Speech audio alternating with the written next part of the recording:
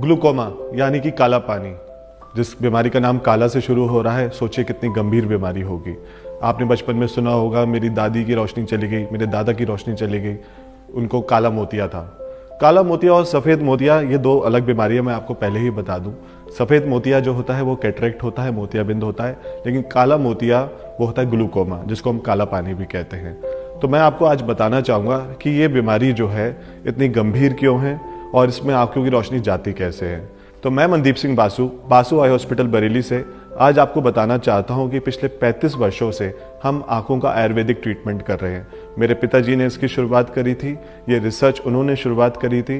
वो चाहते थे कि आंखों की जितनी भी गंभीर बीमारियां हैं जिसका मॉडर्न साइंस में भी ट्रीटमेंट नहीं है, जो लोग अंधे हो रहे हैं उनको एक ऐसा ट्रीटमेंट दिया जाए जिनसे उनकी रोशनी जो है वो जाए ना।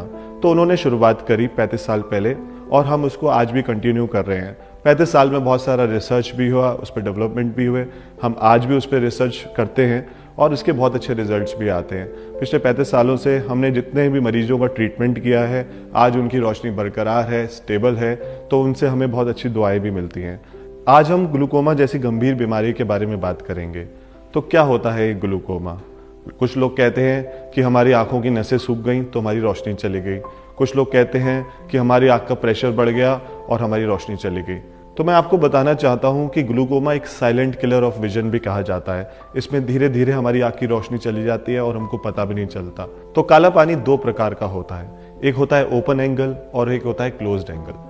जो ओपन एंगल होता है इसमें पानी निकलने का रास्ता खुला रहता है और जो क्लोज्ड एंगल होता है उसमें जो पानी निकलने का रास्ता है वो थोड़ा छोटा हो जाता है। लेकिन सबसे ज़्यादा डेंजरस जो होता है वो ओपन एंगल होता है, क्योंकि इसमें पेशेंट को पता ही नहीं चलता कि उसकी आँख की रोशनी धीरे धीरे कम हो रही है। वो इसलिए नहीं पता चलता कि उसके कोई सिम्टम्स दिखते नहीं हैं, लेकिन पेशेंट को 40-45 साल की उम्र में जब ये लगने लगता है कि मेरी रोशनी कम हो रही है और जब वो आई डॉक्टर के पास जाता है तब उसको पता लगता है कि उसको ग्लूकोमा की बीमारी है, लेकिन उसमें भी बहुत सारी रोशनी उसकी जा चुकी होती है। लेकिन क्लोज्ड एंगल में पेशेंट को बहुत जल्दी पता लग जाता है, उसको सिम्टम्स दिखते हैं, जैसे आंख लाल हो जाती है, आंखों में बहुत ज़्यादा पेन हो शुरू हो जाता है, सर में दर्द शुरू हो जाता है और तब वो डॉक्टर के पास जाता है तो वो डॉक्टर उसे बताता है कि आपको ग्लूकोमा है। तो डॉक्टर उसकी जांच करता है, उसकी नसों की जांच करता है, उसका ओसीटी टेस्ट भी करता है, जिससे पता लगता है कि कितनी नस सूख चुकी है। तो डॉक्टर यही बोलता है कि जितनी भी आपकी नस सूख चुकी है उसका हमारे पास कोई ट्रीटमेंट नहीं है, लेकिन आगे बचाने के लिए हम कुछ आपको दवाइयाँ दे सकते हैं, शायद सर्जरी भी करानी पड़े। लेकिन मैं आपको बताना चाहता हूँ कि दवाइयों के डालने के बाद भी आपकी आँख का सिर्फ प्रेशर मेंटेन होता है, लेकिन रोशनी फिर भी कम होती चली जाती है। लेकिन जो आयुर्वेद का ट्रीटमेंट है, जो doctor Basu eye hospital treatment देता है, उसमें अलग तरीके से देते हैं हम उसमें ऑप्टिक नर्व जो डीजनरेट हो रही है उसको रीजनरेट करने की दवाइयाँ देते हैं। हाँ, कुछ पेशेंट्स को हम कहते हैं कि वो एलोपैथिक मेडिसिन यूज़ कर सकते हैं प्रेशर के लिए, प्रेशर को मेंटेन करने के लिए, लेकिन जो पीछे ऑप्टिक नर्व डीजनरेट हो रही है उसको हम अपनी दवाई से रीजनरेट करते हैं और रोशनी वापस आती है।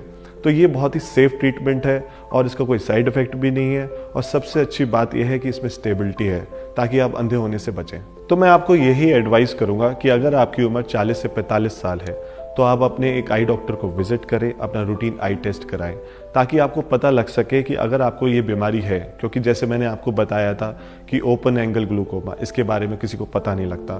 तो अगर आपको ये बीमारी है तो आप इसका ट्रीटमेंट स्टार्ट कर सकें और मैं आपको यही राय दूंगा आयुर्वेदिक ट्रीटमेंट करें, क्योंकि जो ऑप्टिक नर्व डीजनरेट होती है उसका मॉडर्न साइंस में कोई भी ट्रीटमेंट नहीं है, लेकिन आयुर्वेद में है।